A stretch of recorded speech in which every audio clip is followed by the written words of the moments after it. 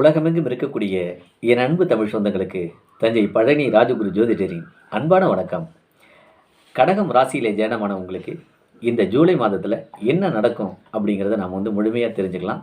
அது மட்டும் அல்லாமல் இந்த ஜூன் மாதம் 29ஆம் தேதி சனி பகவான் வக்ர நிலை பெறுறாங்க. அதாவது நவம்பர் 15ஆம் தேதி வரைக்கும் வக்ரத்திலே நீடிக்கிறாங்க. ஆகையினால் இந்த வக்ரமடைந்த இந்த காலகட்டத்தில் இந்த கடக ராசிக்கு என்ன நடக்கும் அப்படிங்கிறதையும் நம்ம முழுமையாக தெரிஞ்சுக்கலாம். அதாவது கடகம் அப்படின்னாவே ரொம்ப அருமையான ஒரு ராசிங்க. இருக்கக்கூடிய ராசிகள்லேயே பார்த்தீங்கன்னா கடக ராசிக்காரவங்க ரொம்ப ஒரு பொது மக்கள்கிட்ட பொது மேடையில் ஒரு லட்சக்கணக்கான பேர் இருக்கக்கூடிய இடத்துல பேசக்கூடிய ஒரு திறன் படைத்தவர்கள் யார் அப்படின்னு பார்த்தீங்கன்னா கடகராசிக்காரங்க தான். அதாவது ஒரு தெருவில் ஒருத்தவங்க இருந்தாங்க அப்படின்னா கடகராசிக்காரவங்க இருந்தாங்கன்னா அவங்க தான் பார்த்தீங்கன்னாக்க ஒரு தலைவர் மாதிரி செயல்படுவாங்க. இன்னும் சொல்லப்போனால் கடகராசிக்காரவங்க கூட நிறைய பேர் அப்படியே பின்னாடியே வருவாங்க.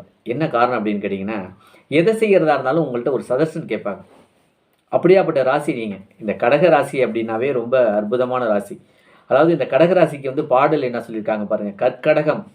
கற்கடகம் சிங்கம் கன்னிதுலாம் விருச்சிக ராசியில் பிறந்தவர்கள் பாட படிக்க பல நூல்களை கற்க தேட செலவழிக்க ஜனாதிபதிக்கு நிகராக இருக்கணுங்கக்கூடிய ஒரு அற்புதமான ஒரு பாடலை புழிப்பாணி போகிற அவங்க சொல்லியிருக்காங்க. அப்படியாப்பட்ட ஒரு அற்புதமான ராசியில் ஜனனமான நீங்கள் கடகம் என்றால் என்ன அப்படின்னு பார்த்தீங்கன்னாக்க கடக ராசினாவே ஜலராசி. நீங்கள் கடல் கடந்து போய் திரவியம் தேடணும் அப்படிங்கிறதெல்லாம் உங்களுக்கு ரொம்ப இலகுவாக அமையும். கடல் கடந்து போய் திரவியம் தேடணும், வெளிநாடு போகணும், இதெல்லாம் ரொம்ப எளிமையாக உங்களுக்கு கிடைக்கும். அதே மாதிரி பார்த்தீங்கன்னாக்க ஆசிரியர் துறை, எந்த துறை எடுத்துக்கிட்டாலும் டீச்சிங் லைன், அதாவது அது மெக்கானிக்கல் லைனில் இன்ஜினியர் படிச்சிருந்துருக்கலாம், ஆசிரியர் துறையில் படிச்சிருந்துருக்கலாம், மேத்தமெட்டிக்ஸ் படிச்சிருந்துருக்கலாம், இப்படி ஃபிசிக்ஸ் படிச்சிருந்தாங்க. எந்த படிப்பு துறையாக இருந்தாலும் பார்த்தீங்கன்னா கடகராசிக்காரங்க ஆசிரியராக இருந்து அடுத்தவங்களுக்கு அறிவுரை சொல்லுவாங்க. நீங்கள் வாத்தியார் தானே. அப்படியாப்பட்ட ஒரு ராசியில் ஜனனமான நீங்கள், அதாவது தொழில் அப்படின்னு எடுத்துக்கிட்டிங்கனாக்கா பிஸ்னஸ் துறையில் கடல் கடந்து போவீங்க, நிறைய விவசாயம் சார்ந்த துறை செய்வீங்க, குளிர்பானங்கள் துறை சார்ந்த செய்வீங்க, தேநீர் பானங்கள் நிறைந்த தொழிலெலாம் நிறையா செய்வீங்க. பிஸ்னஸ்லாம் பார்த்தீங்கன்னாக்கா உங்களுக்கு அந்த நீர் சம்மந்தப்பட்ட தொழிலெலாம் உங்களுக்கு நிறையா அமையும். இப்படி அதாவது பார்த்தீங்கன்னா கடகராசிக்காரவங்க அப்படின்னாக்கவே சொல்லவே தேவையில்லை. உங்கள்கிட்ட நீங்கள் எதுவுமே செய்யலைனாலும் உங்கள்கிட்ட ஒரு அறிவுரை கேட்பாங்க. பொதுமக்கள்கிட்ட பொது வாழ்க்கையில் ஈடுபடக்கூடியவங்களும் பொது மக்கள்கிட்ட பேசக்கூடியவங்களும் அது யார் அப்படின்னு பார்த்தீங்கன்னா கடகராசிக்காரவங்க தான். இன்னும் அதிகமாக சொல்லப்போனால் அரசியல் துறையில் அதிகமாக யார் அப்படின்னு பார்த்தீங்கன்னா கடகராசியில் இருக்கிறவங்களும் கடக லக்னத்தில் இருக்கிறவங்களும் தான். ஏன் இன்னும் கூடுதலாக சொல்ல போனோம்னா ஆன்மீகத்தில் கிருபானந்த வாரியராகட்டும், வள்ளலாராக இருக்கட்டும், அதே மாதிரி பார்த்தீங்கன்னாக்க மடாதிபதிகளாக இருக்கட்டும், இவங்க எல்லாருமே பார்த்தீங்கன்னாக்க கடகராசி கடக லக்னத்தில் ஜனனமானவர்கள் தான். இப்படி இந்த ஒரு உயர்வான ஒரு ராசி அப்படின்னு எடுத்துக்கிட்டோம்னாக்க கடகராசி மிகப்பெரிய ஒரு அற்புதம் சக்தி பெற்ற ராசி இந்த கடகராசி. கடகராசி கடக லக்னம் இதெல்லாம் உயர்வான ராசி. அப்படியாப்பட்ட ராசியில் இந்த பூமியில் ஜனனமான நீங்கள் உங்களுக்கு இந்த ஜூலை மாதத்தில் என்ன நடக்கும் அப்படிங்கிறத நாம் தெரிஞ்சுக்கலாமே. அதாவது பார்த்திங்கன்னா உண்மையான ஒரு ஜோதிடம், நன்மையான ஜோதிடம், நம்பிக்கையான ஜோதிடம், வாழ்க்கை வளம்படுத்தக்கூடிய ஒரு ஜோதிடம், நம்மளுடைய போகர் மீடியாவை சப்ஸ்கிரைப் பண்ணுங்கள். சில உண்மையான செய்திகளை நான் சொல்கிறேன். சின்ன சின்ன விஷயங்கள் வாழ்க்கையில் பார்த்திங்கனாக்க நமக்கு இடர்பாடுகள் நிறைய ஏற்படும். இந்த இடர்பாடுகள்லேருந்து அதை தகர்த்தெறிந்து நம்முடைய வாழ்க்கையை நேரான ஒரு வாழ்க்கையில் போயிட்டு நமக்கு நன்மைகளே நடைபெறக்கூடிய ஒரு நிலையை ஏற்படுத்திக்கணும் அப்படின்னாக்க நமக்கு ஜோதிடம் ரொம்ப முக்கியமான ஒன்று. அந்த ஜோதிடமும் நம்ம போகர் மீடியாவில் பாருங்கள். நிறைய உண்மை செய்திகளை, உண்மையான ஒரு ஜோதிடத்தை நான் சொல்கிறேன். என்னை நேரடியாக நீங்கள் தொடர்பு கொள்ளணுன்னாலும் என்னுடைய தொலைபேசிக்கு என்னை கூப்பிடு அழைங்க, நான் உங்களுக்கு பதில் சொல்கிறேன்.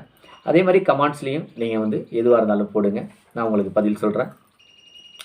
இப்போ பார்த்தீங்கன்னாக்க இந்த ஜூலை மாதத்தில் அதாவது பார்த்தீங்கன்னா உங்களுக்கு சனி பகவான் அஷ்டமி சனி நடந்துக்கிட்டு இருக்கு. அப்போ இந்த அஷ்டமி சனி என்ன அப்படின்னு பார்த்தீங்கன்னா உங்களுக்கு மற்ற இதர கிரகங்கள் எல்லாமே உங்களுக்கு சாதகமாக இருக்குது. ஆகையினால அஷ்டமி சனி உங்களை ஒரு பெரிய பாதகத்தையே செய்யாது அப்படிங்கிறது தான். ஏற்கனவே பார்த்தீங்கன்னா மிதுன ராசிக்காரவங்க அஷ்டமி சனியில் நிறைய கஷ்டப்பட்டாங்க. ஆனால் அந்த மாதிரி நீங்கள் கஷ்டப்பட மாட்டீங்க. என்ன காரணம் அப்படின்னு கேட்டிங்கனாக்க மற்ற கிரகங்கள்லாம் உங்களுக்கு சாதகமாக இருக்குது. அதனால் நீங்கள் பயப்படவே தேவையில்லை. இந்த கடக ராசிக்கு சனி பகவான் 8ஆம் இடத்துல தான் இருக்காங்க. அங்கே தான் வக்ரம் பெற்றிருக்கிறாங்க. இந்த வக்ரம் பெற்றது உங்களுக்கு கொஞ்சம் அதிவேகமாக செய்யக்கூடிய சனி பகவான் கொஞ்சம் கூடுதலாக கடகடன்னு எதாக இருந்தாலும் செஞ்சு கொடுக்கக்கூடிய அளவுக்கு போயிட்டுருக்கிறார். ஆனால் ஒன்றே ஒன்று சொல்கிறேன், நீங்கள் வந்து வாகனங்களில் போகிறத குறைச்சிங்க. அதே மாதிரி பார்த்தீங்கன்னா நண்பர்கள், உறவினர்கள் இவங்க எல்லா பற்றியுமே வந்து என்ன அப்படின்னு கேட்டிங்கன்னா, நீங்கள் நல்லது செஞ்சாலும் கெடுதலாக இருக்குது. கொடுத்தது வாங்க முடியாது, வாங்கினது கொடுக்க முடியல. சில இடர்பாடுகளும் இக்கட்டான நிலைகளும் ஏற்படுது.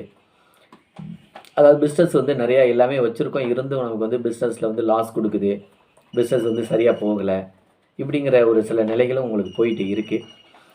இது எப்படி இருந்தாலும் வந்து பார்த்தீங்கன்னாக்க, குரு பகவான் உங்களுக்கு சாதகமாக இருக்காங்கல்ல. ஒரு பக்கம் சனி பகவான் வந்து உங்களுக்கு உங்களுடைய லெவலை வந்து கீழே கொண்டு போனாலும் கூட குரு பகவான் உங்களுக்கு சாதகமாக இருக்காங்க. அதனால தான் நான் ஆரம்பத்திலே சொன்னேன், அஷ்டமி சனி நடந்தாலும் கூட நீங்கள் கவலைப்பட தேவையில்லை. ஏற்கனவே மிதுன ராசிக்காரவங்க வந்து நிறைய கஷ்டப்பட்டாங்க, அந்த மாதிரி நீங்கள் பட மாட்டீங்க. காரணம் என்ன அப்படின்னு கேட்டிங்கன்னா, உங்களுக்கு குரு பகவான் தாங்கி பிடிக்கிறார். ஆகையினால் இது ஒரு பெரிய தாக்கம் சனி பகவானால் ஏற்பட்டு விடும் என்று நீங்கள் நினைக்க வேண்டாம். நான் சொல்லக்கூடியது ஒன்றே ஒன்று தான். சின்ன குழந்தைங்களாக இருந்தால் வெந்நீர், நெருப்பு, தண்ணி, வண்டி, வாகனங்கள் இதில் வந்து கவனமாக இருங்க. குழந்தைங்களை வந்து 100% பத்திரமா பார்த்துங்க. அதே மாதிரி பார்த்திங்கன்னா, மாணவர்களுக்கு வந்து கல்வியில் கொஞ்சம் சொதப்பலான நிலை ஏற்படும். ஆகையினால் மாணவர்களை வந்து ரொம்ப திட்ட வேணாம், அடிக்க வேணாம், அவங்கள வந்து பத்திரமா பார்த்துங்க. ஏன்னா சனி பகவானுடைய தாக்கம் அவங்களுடைய அந்த நவகிரகத்தினுடைய கதிர்வீச்சுகள் வந்து மூளையில் வந்து ப்ராசஸ் வந்து ஸ்லோ பண்ணிடும். இங்கே வந்து இந்த பூமியில் இந்த யுகத்தில் வந்து பார்த்திங்கனாக்க நம்ம வந்து எதையுமே செய்கிறது கிடையாதுங்க, எல்லாமே நவகிரகங்கள் தான் செஞ்சுக்கிட்டு இருக்கு. ஆகையினால் நமக்கு வந்து சூரியனுடைய கதிர்வீச்சுகள் மட்டும் நம்மளுடைய மேலே விழுறதை தான் நம்ம பார்க்குறோம். மற்ற இதர நவகிரகங்களுடைய கதிர்வீச்சுகள் நமக்கு தெரியறதில்லையே தவிர மற்ற கிரகங்கள்லாம் நம்மளை வந்து ஆட்டி படைச்சிக்கிட்டு தான் இருக்குது. ஆகையினால் இந்த கடகராசியில் ஜனமானவங்களுக்கு மாணவர்கள்லாம் ரொம்ப திட்டவே வேணாம், அவங்க படிப்பாங்க. இந்த 1 இயர் விட்டுடுங்க. திருநள்ளார் சனீஸ்வர பகவானுடைய பயிற்சிக்கு பிறகு அவங்களுக்கு வந்து படிப்பு நீங்கள் நினச்சதை விட நல்லா படிப்பாங்க.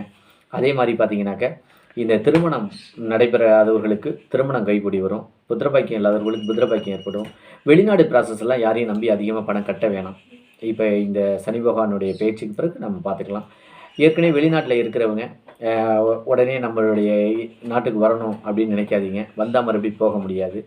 ஏன்னா அஷ்டமி சனி வந்து நிறைய தடைகளை கொடுக்கும். அப்படியெல்லாம் இருக்கிறதுனால வேலை செய்யக்கூடிய இடங்களெல்லாம் ரொம்ப கவனமாக இருந்து செயல்படுங்க. நண்பர்கள்ட்ட எல்லாம் கவனமாக இருங்க. இது கொஞ்சம் கவனமாக இருக்க வேண்டிய காலம்தான், அவ்வளோதான். கவனக்குறைவு இல்லாமல் கவனக்குறைவோடு இருக்கக்கூடாது, கவனமாக இருக்கணும். இது ஒன்று தான் நான் உங்களுக்கு சொல்ல வேண்டிய அறிவுரை. மற்றபடி பார்த்திங்கன்னா உங்களுக்கு எல்லாமே சிறப்பான ஒரு நிலை தான். மற்ற கிரகங்கள் எல்லாமே பார்த்திங்கன்னா உங்களுக்கு 12, 11, 10ஆம் இடத்துல வந்து யார் இருக்குது அப்படின்னு பார்த்திங்கன்னா, செவ்வாய் சொந்த வீட்டில் ஆட்சி பெற்றிருக்காங்க. உத்தியோகஸ்தானம் என்று சொல்லக்கூடிய 10ஆம் இடம் என்று சொல்லக்கூடிய இடம் செவ்வாய் சொந்த வீட்டில் ஆட்சி பெற்றிருக்கிறதுனால நிறைய இப்போ தொழில் வருமானம் பொருளாதாரங்களை ஒரு பக்கம் கொடுத்துக்கிட்டு இருக்கோம். அது இல்லாமல் இதில் இன்னொரு மிகப்பெரிய கிஃப்ட் என்ன அப்படின்னு பார்த்தீங்கன்னாக்க, கேது பகவான் வந்து உங்களுக்கு 3ஆம் இடத்துல இருக்காங்க, ராகு பகவான் 11ஆம் இடத்துல இருக்கிறாங்க. அதாவது 3, 9ல் இருக்கும்போது தானே நன்மைகளை செய்வாங்க.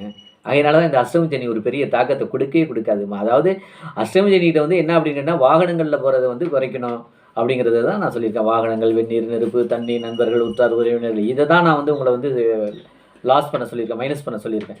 மற்றபடி எந்த இடர்பாடுகளும் உங்களுக்கு இருக்காது. இப்போ இங்கே கேது பகவான் 3ல் இருக்காங்க, ராகு பகவான் 11ல் இருக்காங்க. இதெல்லாம் வந்து பார்த்திங்கன்னா மிகப்பெரிய கிஃப்ட்டு. 3, 11ல் இருக்கும்போது நிறைய நன்மைகளை செய்யக்கூடிய இடத்துல வந்து இருக்கிறாங்க. கோச்சார ரீதியாக கேது பகவான் 3லையும் ராகு பகவான் 11லையும் இருக்கும்போது நிறைய நமக்கு வந்து நன்மைகளை 9ஆம் இடத்துல இருக்கிறது மிகப்பெரிய நன்மைகளை ஏற்படுத்தி கொடுக்கும். ஆகையினால வந்து என்ன அப்படின்னு கேட்டிங்கன்னா, ராகு பகவான் வந்து உங்களுக்கு 9ஆம் இடத்துல இருந்து சஞ்சாரம் செய்கிறது சிறப்பு. கேது பகவான் 3ஆம் இடத்துல இருந்து சஞ்சாரம் செய்யக்கூடியது சிறப்பான ஒரு நிலை. ஆகையினால இந்த கடகராசி நேயர்களுக்கு, இந்த கடகராசி நண்பர்களுக்கு, அதாவது வந்து இந்த ஜூலை மாதத்தில் ஒரு பெரிய தாக்கம் உங்களுக்கு எதுவுமே இல்லை, நன்மைகள் தான் அதிகமாக நடக்கும்.